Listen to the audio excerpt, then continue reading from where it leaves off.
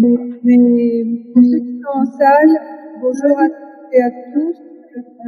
Je suis désolée de passer un petit peu aujourd'hui à Toulouse, mais j'ai réussi à me casser le pied juste avant Noël et je suis un petit peu coincée pour les déplacements.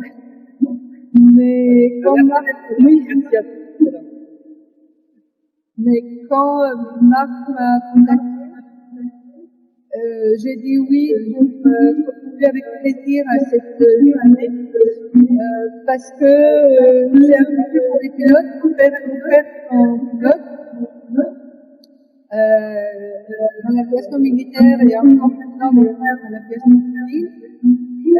Moi j'aurais bien aimé suivre, mais j'avais deux problèmes. D'une part, j'étais à l'époque du NOP avant de faire une opération et j'ai une aversion totale pour tout ce qui est médical. Donc, je ne peux pas me réveiller le matin et c'est pas opérationnel pour qu'on puisse me lever. Alors, du coup, je voulais faire mieux.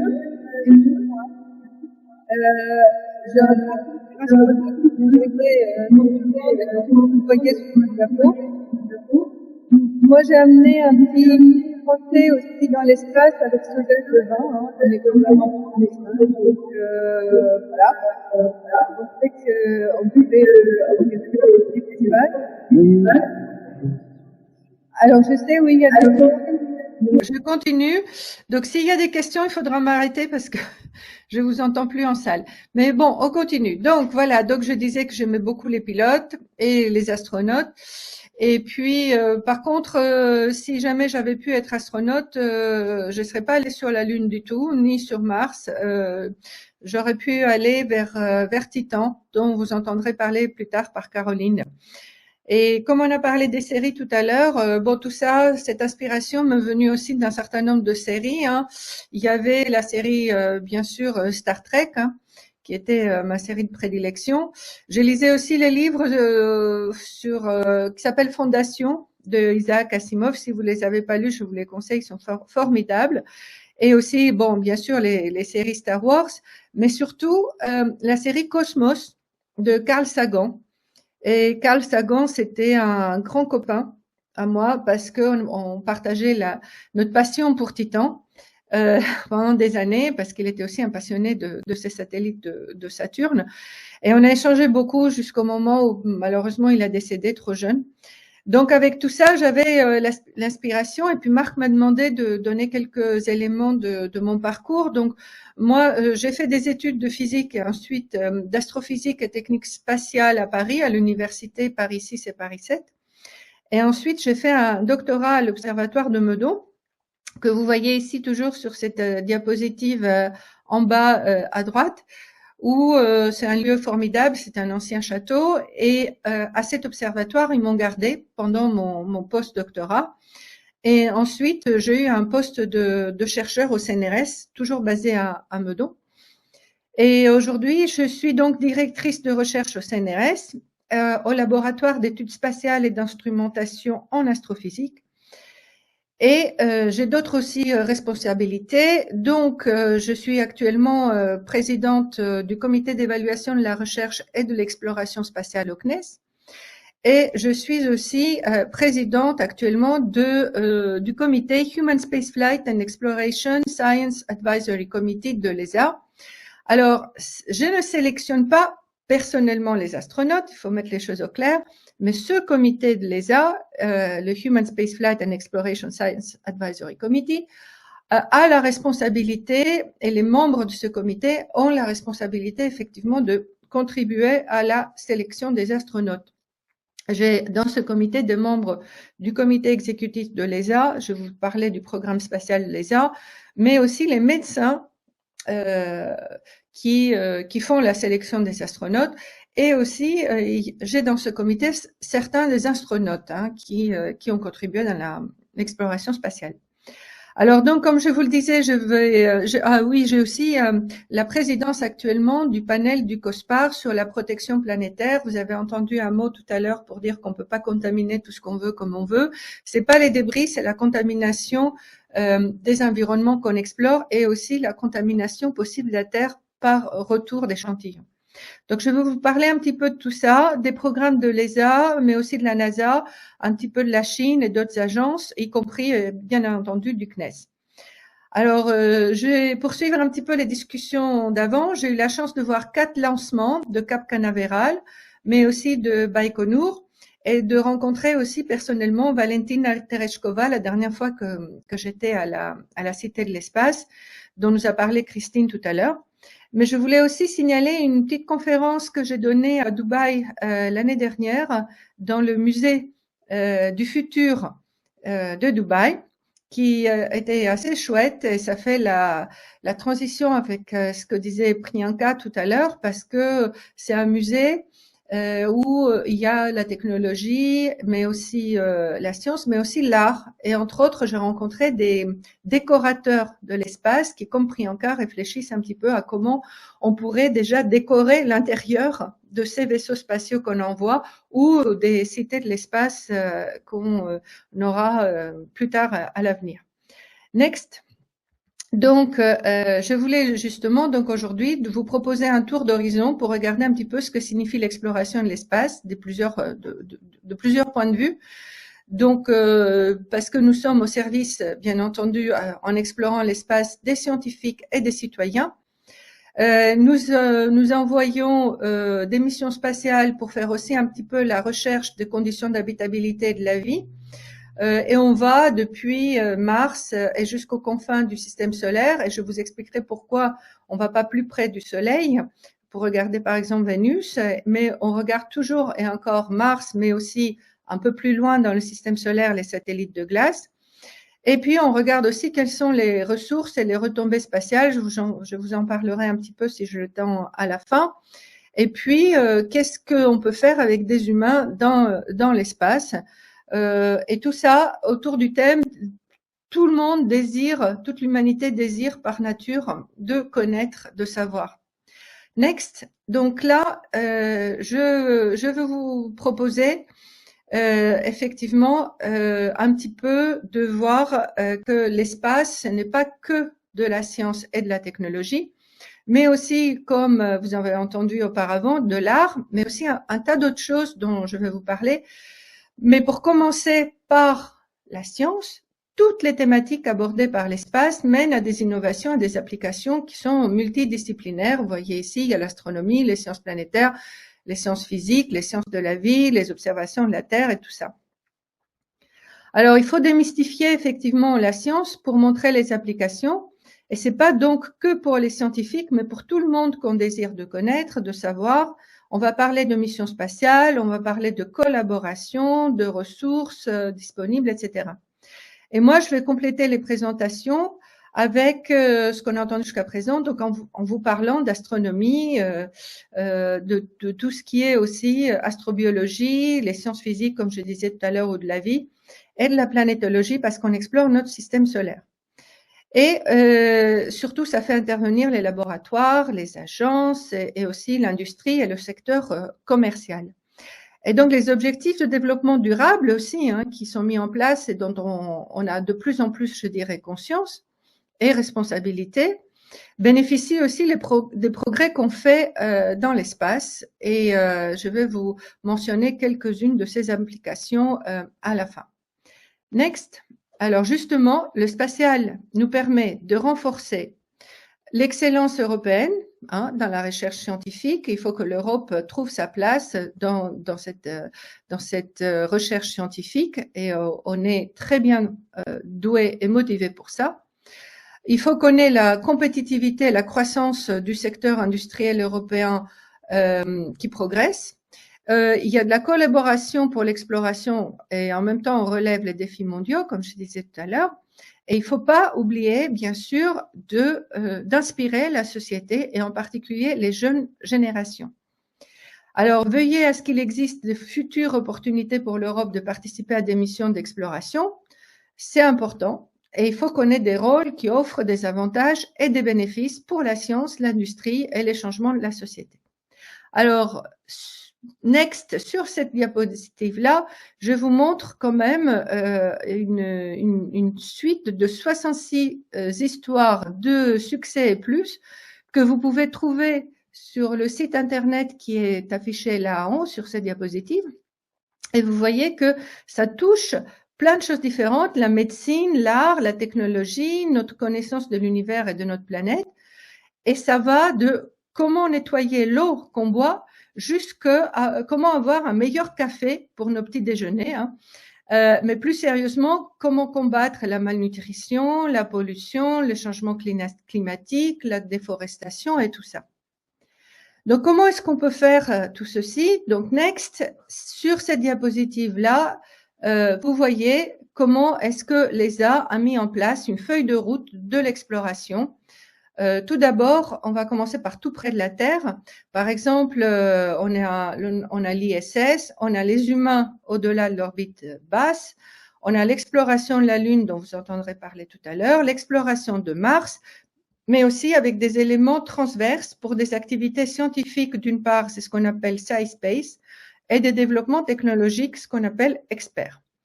Alors, sur la diapositive suivante, vous verrez que on peut parler dans un premier temps de comment on va aller vers Mars en partant de la Terre et via la Lune.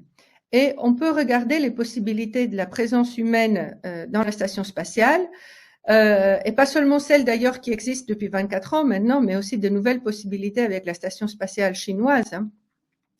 Et ça ne m'étonnerait pas qu'il y ait d'autres stations spatiales privées à l'avenir. Mais je voulais signaler que la France est très impliquée dans Orion. Orion, c'est le vaisseau spatial de la NASA qui est destiné à transporter un équipage d'astronautes au-delà de l'orbite terrestre basse. Il s'agit d'une version évoluée du module de service de l'ATV européen. Et ce module est construit pour environ, la dernière fois que j'ai regardé, 450 millions d'euros sous la maîtrise d'œuvre d'Airbus à Brême. Et ça constitue la contribution de l'ESA à l'ISS. Je voulais aussi donc signaler qu'il y a le Gateway, bien sûr, l'exploration de la Lune, et tout ça, ça va nous permettre plus tard d'acquérir la connaissance et la technologie pour finir sur Mars.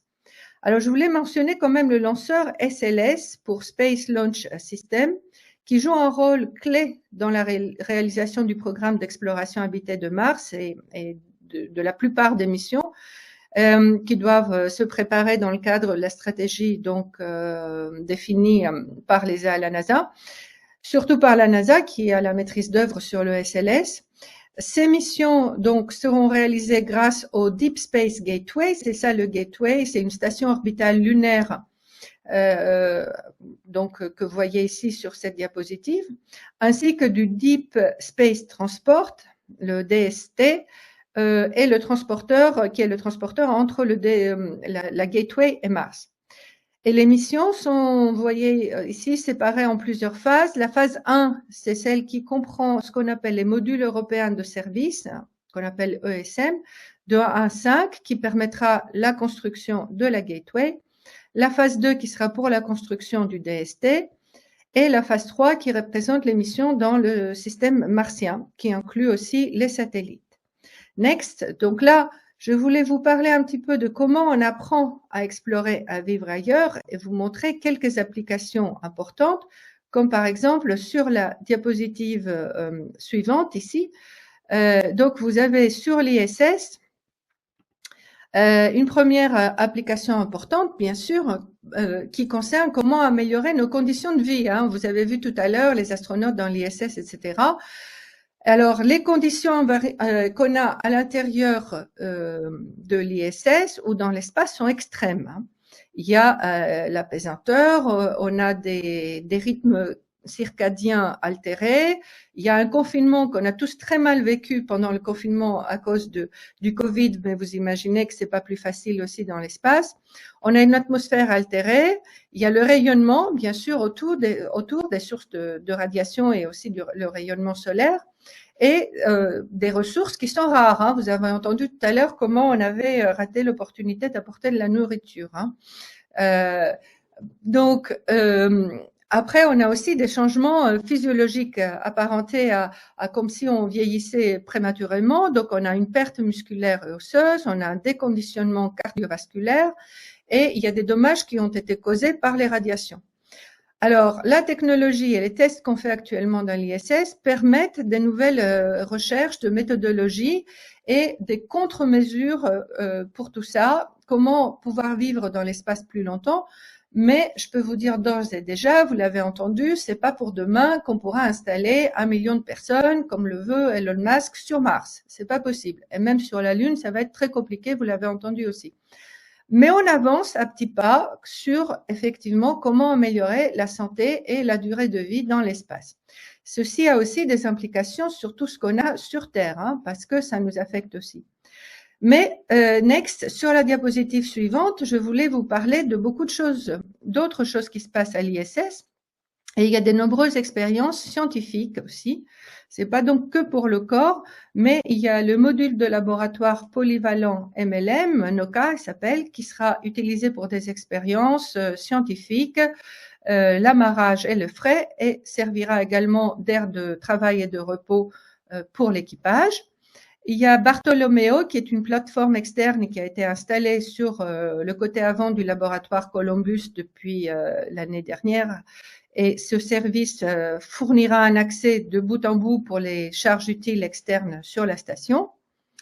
Et puis, il y a aussi, bien sûr, les astronautes et leur fabuleux travail dans la station. Il y a aussi le rack à tiroir européen qu'on appelle EDR, qui est un rack de charge utile standard international qui accueille une variété d'expériences aussi scientifiques. Alors, next, bien sûr, quand je mentionne des astronautes, tout le monde voit immédiatement les astronautes qui sont ici représentés pour ce qui est le côté français, hein, mais lors du dernier conseil au niveau des ministres de l'ESA en novembre 2022, il y a eu la sélection finale de la nouvelle génération d'astronautes européens. Je voulais juste rappeler qu'il y avait près de 23 000 applications. Hein, je suis sûre que parmi vous, il y en a qui ont postulé hein, pour faire partie donc de cette sélection. Il y a eu une première sélection de 1362 astronautes, dont 40% de femmes. Et puis, ensuite, il y a eu effectivement aussi 29 parastronautes, comme on les appelle, des personnes avec des problèmes, que ce soit de mobilité ou autre, mais qui ont été invités à postuler et ensuite sont arrivés en seconde phase. Et donc, dans la sélection finale, il y a aujourd'hui un parastronaute qui est assez extraordinaire, je dirais, qui fait partie de ces personnes qui potentiellement, avec 11 autres astronautes du côté européen, pourront aller sur l'ISS ou sur la Gateway ou sur la Lune ou sur tout ça en même temps. Parmi ceux-là, il y a 5 nouveaux astronautes de carrière de la France, de l'Angleterre, de la Belgique, de l'Espagne et de la Suisse, si je me rappelle bien. Et il y a aussi des Français comme Sophie Adenau que vous voyez ici et Arnaud Prost qui sont avec Thomas Pesquet qui pourra peut-être éventuellement faire un retour dans l'ISS ou sur la Lune dans les années à venir. Il n'a pas complètement renoncé, c'est ce qu'il m'a raconté lorsqu'on s'est retrouvé là en novembre dernier au centre d'entraînement des astronautes à Cologne. Donc tout ça très sympa. Alors sur la diapositive suivante, vous voyez un petit peu cette exploration de la Lune dont vous entendrez parler plus par la suite, qui comprend ces modules de service européens pour Orion, qui est le véhicule spatial de la NASA à bord duquel les astronautes voleront vers la Lune et la station Gateway, aussi dans le cadre du programme Artemis, hein, dont vous entendrez parler aussi, et qui sont actuellement en production et prêts à lancer. Ces modules assurent les fonctions essentielles telles que le système de propulsion pour amener les astronautes autour de la Lune et fourniront aussi tout ce qui est nécessaire pour la survie des astronautes. Alors, je pense que vous entendrez parler plus d'Orion par la suite.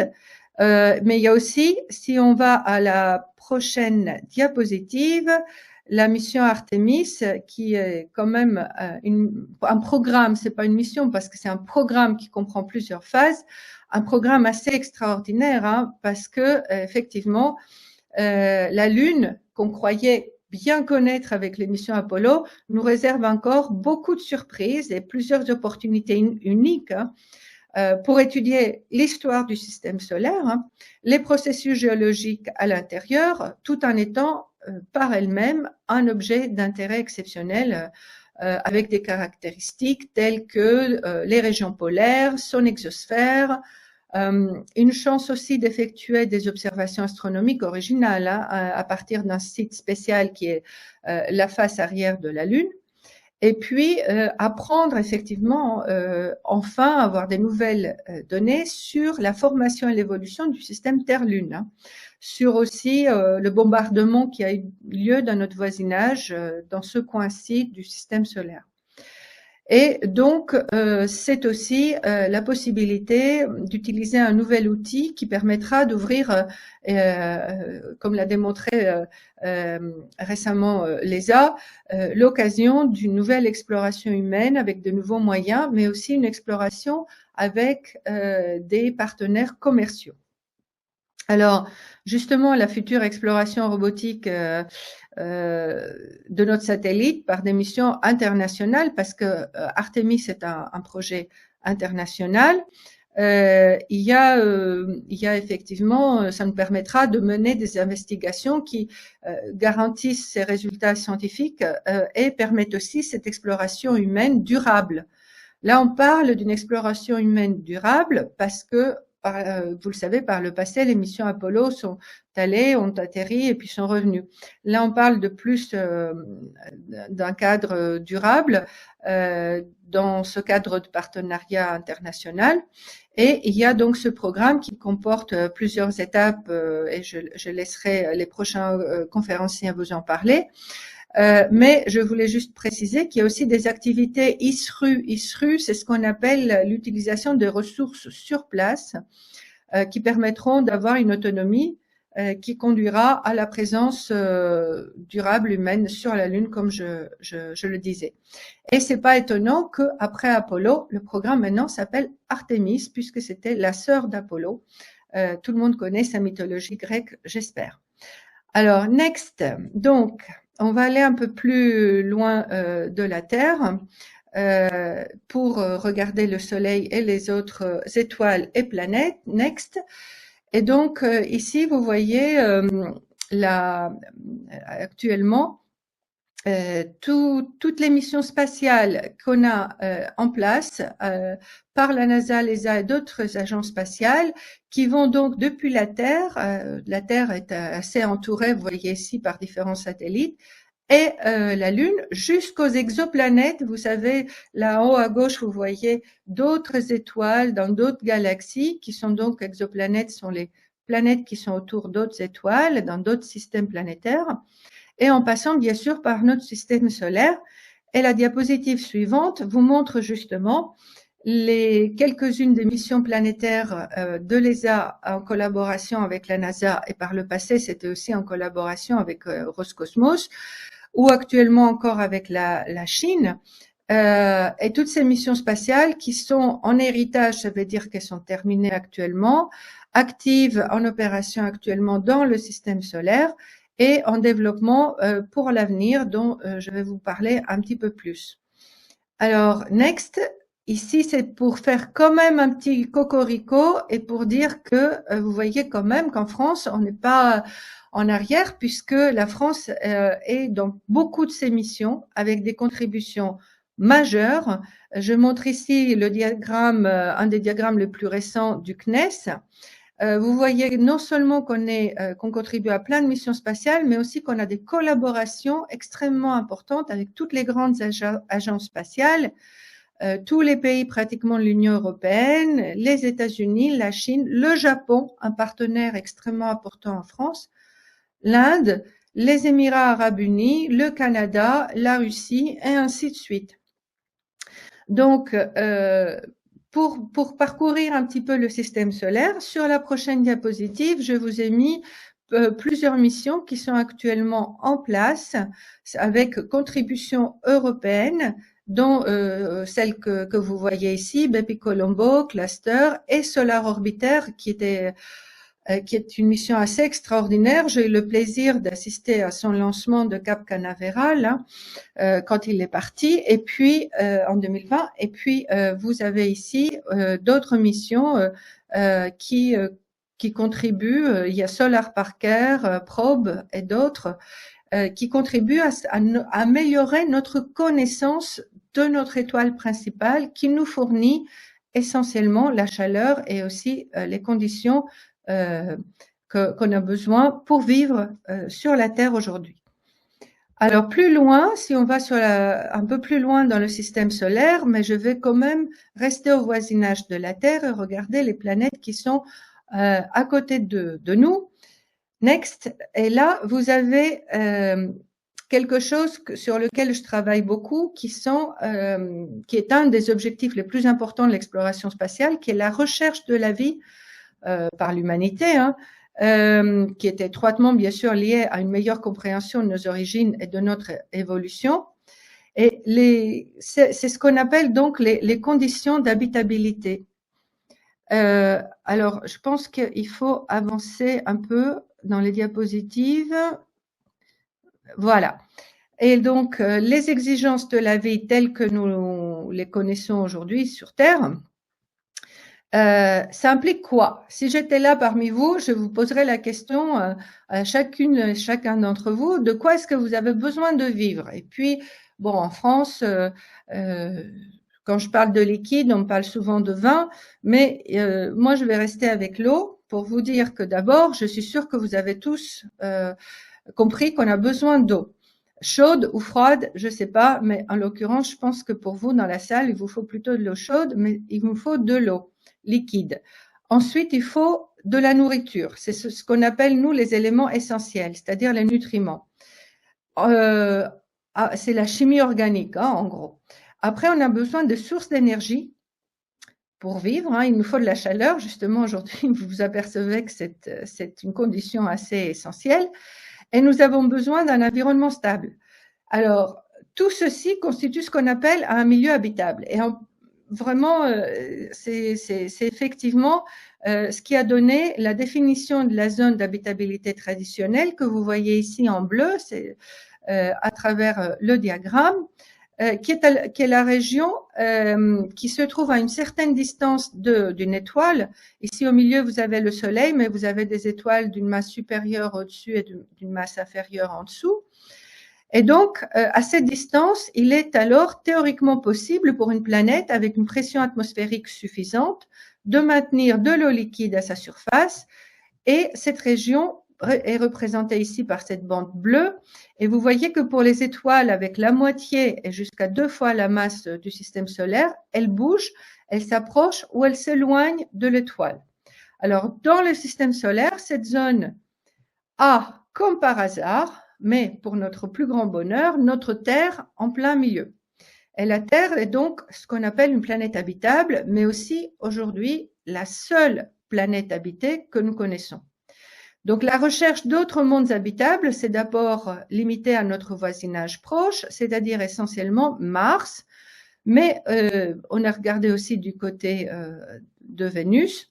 Et si on va à la diapositive suivante, vous verrez que on regarde donc en regardant ces planètes qui nous sont les plus proches, plus proches aussi de la zone d'habitabilité traditionnelle, Terre, Vénus et Mars.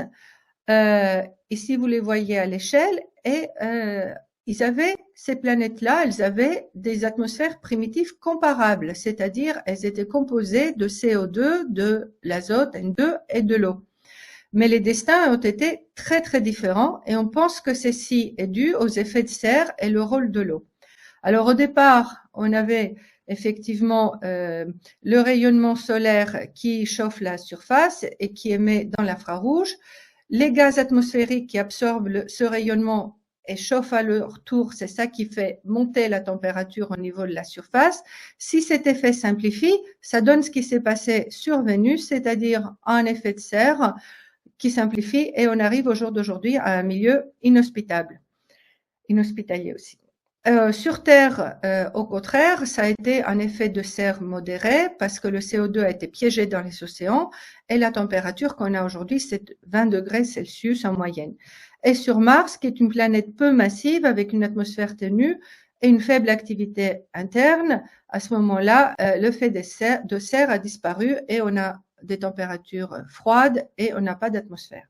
Justement, la diapositive suivante, next s'il te plaît Marc, vous montre effectivement Vénus, qui est donc au jour d'aujourd'hui à cause de cet effet de serre hors contrôle, une planète qui ne peut pas abriter la vie. Avec des températures assez énormes, hein, puisque vous voyez ici que nous avons des températures qui peuvent atteindre 460 degrés Celsius au niveau de la surface et une pression qui fait presque 100 bars, 100 fois ce qu'on a sur Terre. Hein.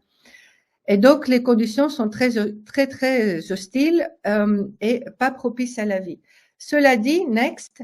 Cela ne nous empêche pas d'avoir l'intérêt d'explorer cette planète, surtout pour savoir ce qui lui est arrivé.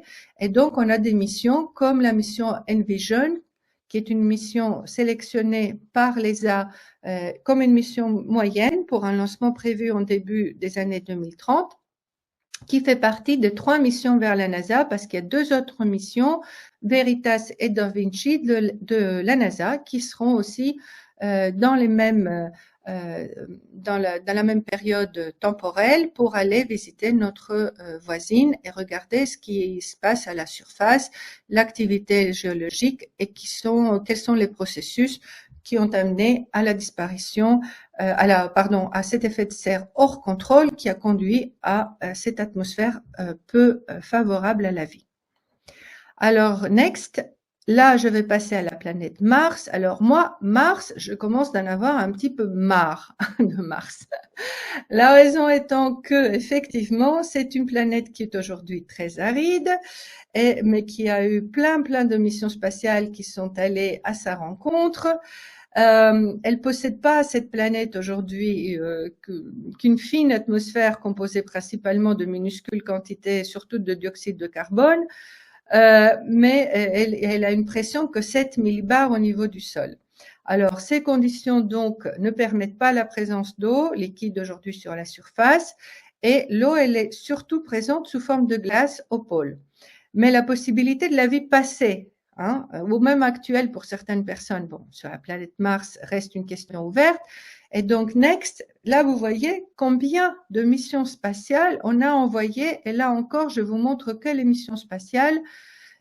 Donc, jusqu'à 2018, hein, donc depuis les années 60 jusqu'en 2018, la moitié de ces missions-là, il faut pas avoir peur de le dire, ont été des échecs parce qu'on savait pas encore, on connaissait pas encore très bien la technologie qui allait nous permettre effectivement d'atterrir et d'explorer de façon sécurisée. Mais si vous voyez sur la diapositive suivante, là par contre, on a ces dernières années un nombre de missions qui a atteint la cinquantaine, pour compléter donc une cinquantaine de missions totales. Et ici à droite, vous voyez les missions les plus récentes depuis 2018 par 9 nations différentes qui ont contribué. Et ces missions-là sont plutôt un succès aujourd'hui. Je vais me focaliser sur les missions les plus récentes encore, next, où ici vous avez depuis l'été des lancements en été 2020 de 3 missions spatiales qui ont été lancées vers Mars et qui sont arrivées en février 2021. C'est-à-dire qu'au même moment que la NASA lançait la mission Persévérance vers Mars, d'autres agences spatiales se sont jointes au voyage, comme la mission Hope des Émirats Arabes Unis et la chinoise Tianwen-1, qui observe donc la planète et apporte des informations très utiles. Et puis vous avez donc par exemple Hope, c'est une sonde interplanétaire des Émirats Arabes Unis qui est en orbite autour de Mars pour étudier son atmosphère et son climat, entre autres. Hein. Next, sur la diapositive suivante, vous voyez la mission chinoise Tianwen-1 qui se compose d'un orbiteur, d'une caméra déployable, d'un atterrisseur et d'un rover Zhurong qui a été déployé sur la surface de Mars et évalue l'environnement de la planète tout en recherchant des preuves de la vie actuelle ou passée. Alors la Chine devient, grâce à cette mission-là, la 3e puissance spatiale à parvenir à se poser sur Mars après l'Union soviétique et les États-Unis, et la seconde seulement à arriver à opérer un rover sur la surface de Mars, après les États-Unis. Et ce rover est conçu pour explorer la surface durant 90 jours. Vous voyez ici quelques images de ce rover. Et l'orbiteur, par contre, doit servir de relais de télécommunication pendant la mission primaire du rover. Et ensuite, il va se placer dans une orbite plus propice aux observations tout en conservant son rôle de relais. Next. Sur la diapositive suivante, en fait, vous voyez la fameuse mission Mars 2020 Persévérance, qui est une mission sur laquelle la France a beaucoup contribué, et notamment mon laboratoire, le laboratoire d'études spatiales et d'instrumentation en astrophysique, le LESIA, a participé avec l'IAP et d'autres à la construction de la caméra SuperCam que j'ai entourée ici. Et ça nous a apporté effectivement beaucoup d'informations sur la planète, mais aussi, grâce à la mobilité de ce robot, on apprend beaucoup de choses sur l'endroit où on s'est posé, qui est le cratère J0, où l'objectif principal de la mission est de rechercher des sites ayant pu abriter des formes de vie, à l'aide des instruments à embarquer, bien sûr, que vous voyez ici, et de prélever aussi une quarantaine de carottes de sol et de roches sur les sites sélectionnés. Alors, le résultat de ces prélèvements doit être déposé par l'astromobile sur des emplacements soigneusement repérés, en attendant d'être amené sur Terre par une future mission qui est étudiée actuellement par la NASA, l'Agence spatiale européenne. Justement, sur la diapositive suivante, donc vous voyez ici que la revisite à long terme de Mars par des études scientifiques complètes de pointe et le retour d'échantillons est prévu avec, entre autres, du côté européen, la mission ExoMars. La mission ExoMars qui comprend, diapositive suivante, le TGO, le Trace Gas Orbiter, qui est un orbiteur qui est actuellement encore en orbite autour de Mars pour étudier l'environnement martien. Et puis regarder aussi les conditions de géochimie qui varient sur Mars, comment ça varie, et puis les gaz atmosphériques, leurs sources, etc. Et il était prévu aussi un rover en collaboration avec la Russie, avec Roscosmos, qui s'appelle maintenant Rosalind Franklin. Alors, si on va à la diapositive suivante, je ne sais pas si le... Attendez, est-ce que ça tourne? Oui? Bon.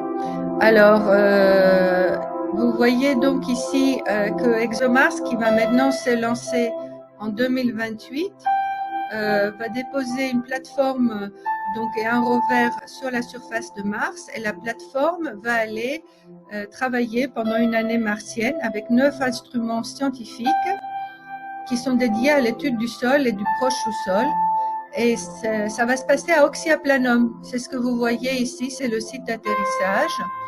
Ça va forer jusqu'à 2 mètres de profondeur et se posera sur un autre et essaiera comme ça de regarder sur ce site propice à la recherche de matériaux organiques qui peuvent être bien préservés à ces profondeurs, en particulier les commencements de l'histoire de la planète. Et il recueillera donc aussi quelques échantillons souterrains. Alors, on peut avancer, aller à la diapositive suivante, qui est pour vous parler donc du programme MSR maintenant, Mars Sample Return, qui est le meilleur moyen d'apprendre un peu plus sur Mars en ramenant des petits bouts de Mars sur Terre. Alors, ce retour d'échantillons est prévu dans les années 2030 et Persévérance est aujourd'hui le premier jalon dans la campagne effectivement de Mars Sample Return de l'ESA et de la NASA, puisqu'il fait l'acquisition et le stockage d'échantillons qui seront par la suite, via un scénario très complexe que vous voyez ici, ramenés sur Terre par le Earth Return Orbiter, qui est un orbiteur qui est fourni par l'ESA. Et en effet, la NASA dirige la campagne MSR avec la participation de l'ESA, comme je le disais. Et puis, ceci comprend donc le commencement avec Persévérance. Ensuite, il y a un bras de transfert d'échantillons STA pour charger les échantillons dans une capsule qui va être ramené sur l'orbiteur de retour sur Terre Euro. Et puis par la suite, tout ça, ça va être ramené sur Terre pour être analysé dans des échantillons, dans des installations, spécialisées par des scientifiques dans le respect le plus strict des règles de protection planétaire pour ne pas contaminer Mars d'une part et ne pas poser de risque pour notre biosphère au retour non plus. C'est ce qu'on appelle la protection planétaire. Next, ici on voit effectivement que le projet MSR progresse très bien. Vous voyez ici l'architecture de l'ensemble du projet que j'ai décrit précédemment. Et avec une phase A qui est maintenant autorisée après des études et le rapport de comité d'examen, et le héros qui est construit même en avance sur le timeline qui avait été donné. Et on maintient son calendrier pour un lancement en 2027. Alors, sur la prochaine diapositive, vous voyez l'endroit où seront déposés les premiers échantillons par Persévérance dont je vous parlais tout à l'heure. C'est le premier dépôt qui a été décidé par l'ESA et la NASA conjointement.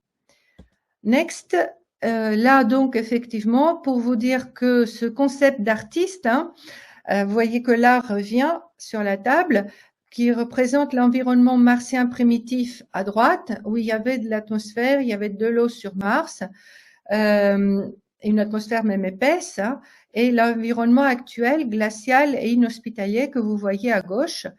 Donc Mars a perdu une grande partie de ses océans, de son atmosphère au cours de milliards d'années, qui a transformé donc son climat à celui qui aurait pu soutenir la vie dans l'environnement desséché et gelé d'aujourd'hui, à donc quelque chose de complètement inhospitalier. Et ça veut dire que ça c'est provenu du fait que cette planète est petite, pas très massive, et son champ gravitationnel est faible. Donc, première conséquence, le diazote qui était présent au début, comme dans son atmosphère, comme sur Terre, s'est échappé très vite. Autre conséquence, Mars s'est également rapidement refroidi. Il fait actuellement moins 60 degrés Celsius. Ce qui veut dire que son noyau, autrefois liquide, est devenu solide. Donc Mars a perdu son champ magnétique et c'est une chose qu'on n'apprécie pas suffisamment sur Terre, je trouve, c'est qu'on a un champ magnétique qui nous protège effectivement de la radiation du Soleil, du flux solaire.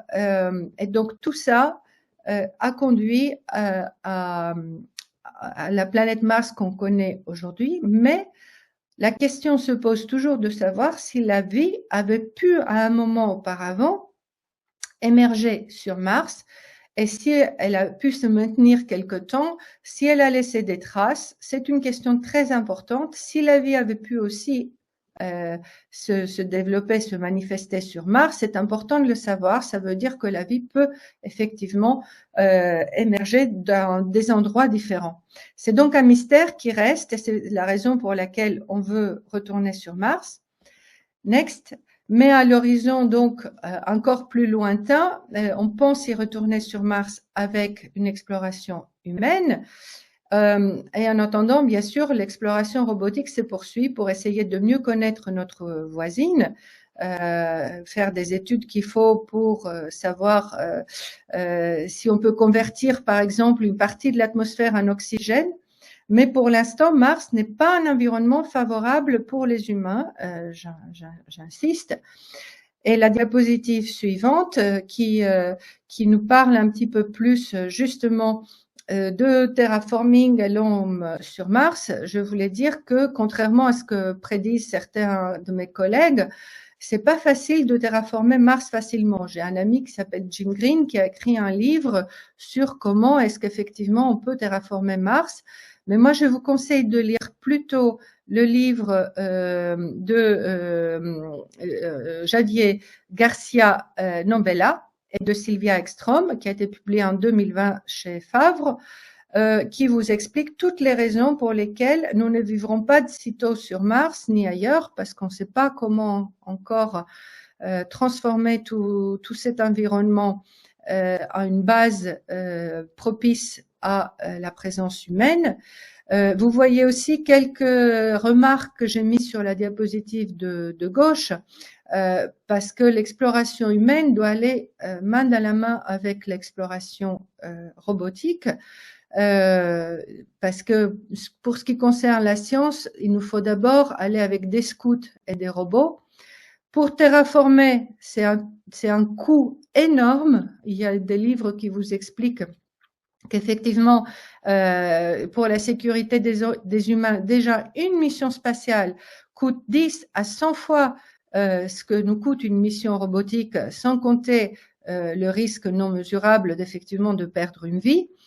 Et effectivement, les effets sur les organismes humains que nous sommes en train d'apprendre avec les expériences de l'ISS dont je vous ai parlé au début sont tout à fait des choses que pour le moment on ne sait pas complètement compenser. Alors, je vais terminer avec la diapositive suivante. Marc, je pense que j'ai pas beaucoup de temps qui me reste. Donc, je vais aller juste pour vous faire un petit complément. Si on peut aller sur la diapositive encore suivante qui va nous amener sur les satellites du système solaire externe, juste pour vous dire qu'effectivement, quand on fait au jour d'aujourd'hui l'exploration pour regarder des conditions d'habitabilité dans le système solaire, il faut aussi regarder de très près ce qui existe dans des endroits du système solaire externe autour des planètes géantes où les conditions d'habitabilité que je rappelle ici, c'est-à-dire l'eau liquide, l'environnement stable, les éléments essentiels et l'énergie, peuvent exister à l'intérieur des satellites des planètes géantes.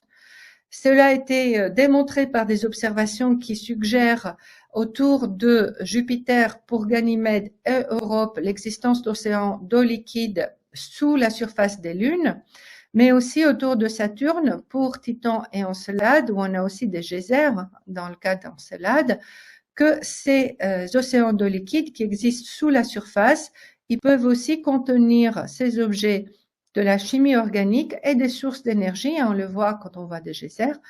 Et donc, l'exploration de notre système solaire à la recherche de mondes habitables s'est étendue dans la périphérie de notre système solaire et nous avons aujourd'hui la possibilité d'aller plus loin dans notre exploration et de regarder si on ne peut pas trouver des traces de vie passée ou présente beaucoup plus loin qu'on l'imaginait par le passé. Voilà, je vais m'arrêter ici et je vous remercie pour votre attention.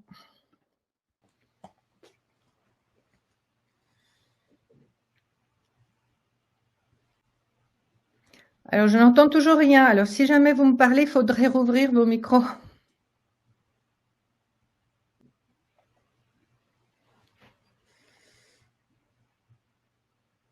Ah non, j'ai pas. Ah, non. J'entends, merci. Merci, il y avait encore beaucoup de choses à dire. Faire cette présentation n'a pas été facile à Athéna, hein, techniquement, voilà. De notre côté, ça a été difficile d'établir la communication, mais à cause de la technique, en tout cas, je te remercie beaucoup parce qu'on se connaissait pas du tout, hein. Je remercie, alors au passage, et je précise que je ne touche absolument rien, ce magazine qui s'appelle Pour la science, auquel je suis abonné et où Athéna a été interviewée, et donc on la trouve en page 3 du journal. Donc je te remercie pour ta disponibilité, pour ton accessibilité, qui est peut-être un petit peu forcée à cause de ton pied, mais finalement, voilà, à toute chose, malheur est bon parfois. Et ce que je vous propose, c'est qu'on fasse voilà, une petite pause, hein, en attendant que Ose... Oui, peut-être des questions. Question, Christine. Il y a une question dans la salle. Je voulais savoir si c'est possible pour l'Association française des femmes pilotes. Non, attends. Elle entend? Oui. Oui. Oui. D'organiser, oui. Si c'est possible d'organiser une visite de l'Observatoire de Meudon. Oui, il y a des visites. Oui, il y a des visites de l'observatoire qu'on avait avant le confinement, avant le Covid, on avait des visites régulières pour le public, mais aussi pour les professeurs ou les écoles.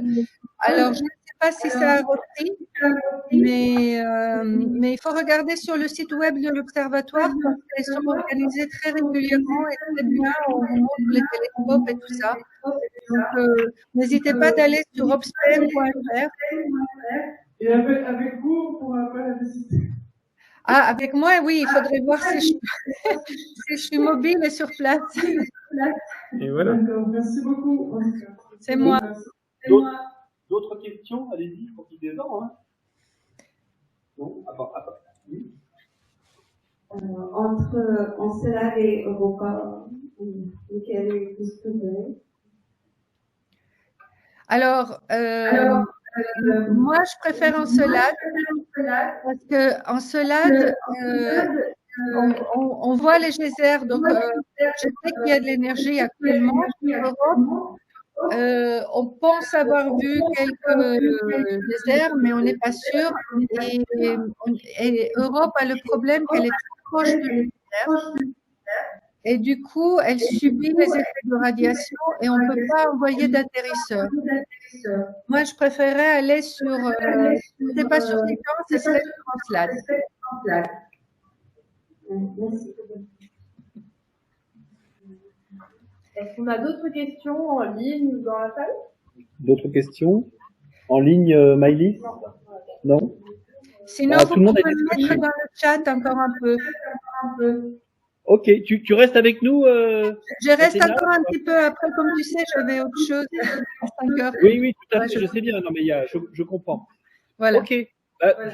Bon, d'autres questions, non? Last chance? Non. Bon. On a un petit goûter pour vous requinquer un petit peu après toutes ces informations. Voilà, pour se réchauffer. Merci. Merci beaucoup. Merci beaucoup. Merci à vous.